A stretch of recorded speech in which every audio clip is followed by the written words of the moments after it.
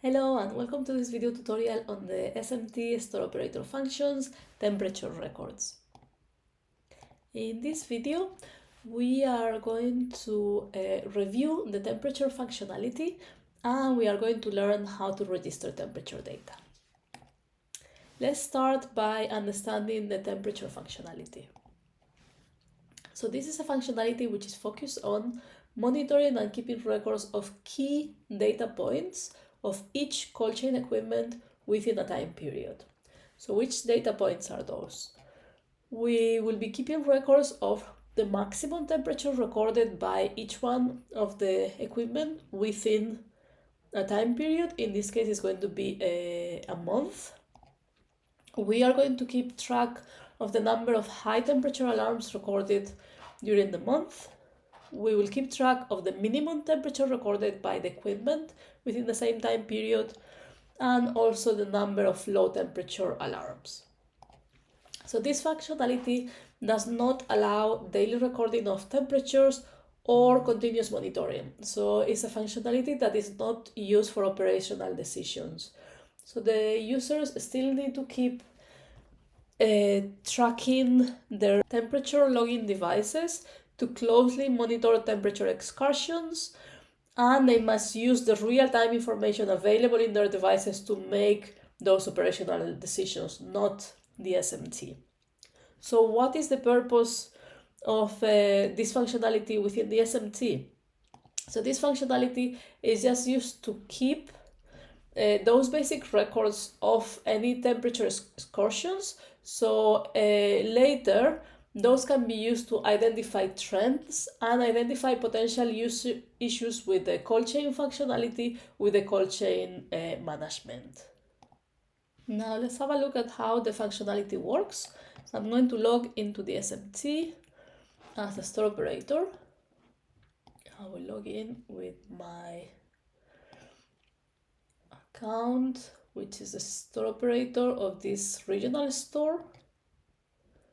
Okay, so I'm now logged into the SMT, and we can see here in the menu we have this temperature login functionality. So this is what you are going to see.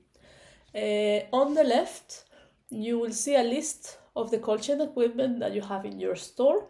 So this temperature login functionality is linked to the storage and equipment functionality.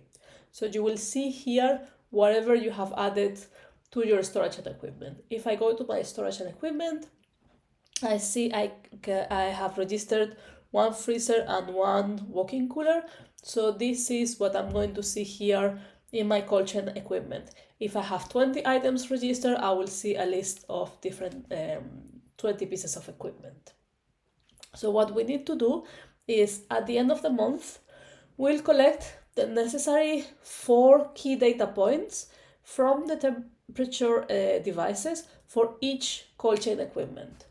So from the freezer 01, we will check, for example, at the end of January, what was the minimum temperature recorded in this freezer within the month of January, what was the maximum temperature recorded during the month of January, and whether we had any alarms.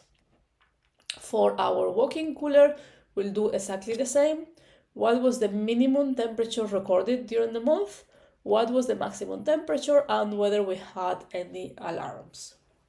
And then we can come to the SMT and register that information. To log in the data, what we need to do is just click on the edit button. We are now in the current year, but it's also possible to register data from for the previous year. For example, if you are in January, you can go back and register the data for December of the previous year. For the purpose of this demo, I'm just going to enter the data for January. So I click here the edit button, and this will open all the fields.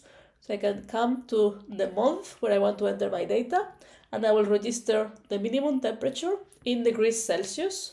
So for example, let's say that the minimum temperature for my walk-in cooler was 2 degrees.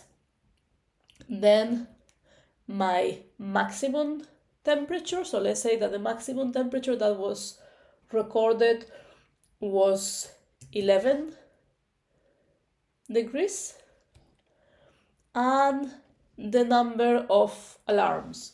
So low alarms we had 0, high alarms we had 1. If this information is correct, I can just register it by clicking the Save button. And the data has been saved successfully.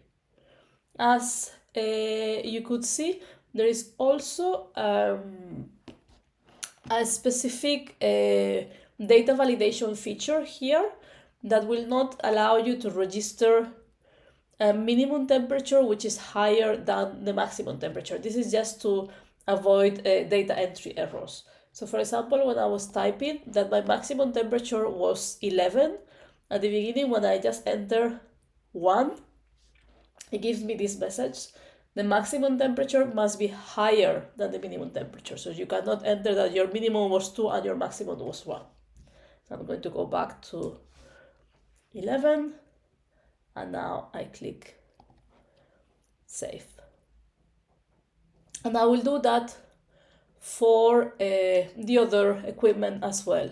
In this case, for my freezer, for example, I click Edit.